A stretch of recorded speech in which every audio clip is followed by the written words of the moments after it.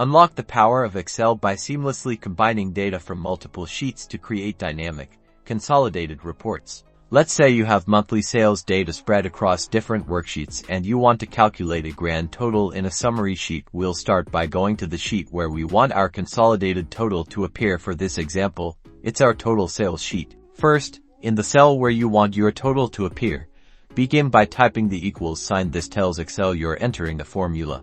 Next, type the sum function followed by an opening parenthesis. This function will add all the numbers we select. Now, click on your first sheet, which might be sales Q1. Then, select the range of cells you want to sum. You'll see Excel automatically populate the formula bar with the sheet name and the cell range. After selecting your first range, type a plus sign to add the next set of data. Now, click on your second sheet, for example, sales Q2, and select the corresponding range of sales data on that sheet. Excel will automatically add the reference to this second sheet and range into your formula. You can continue this process, adding a plus sign and selecting ranges from as many sheets as you need for your consolidated total. Once you've referenced all your desired data ranges from across different sheets, simply press the Enter key.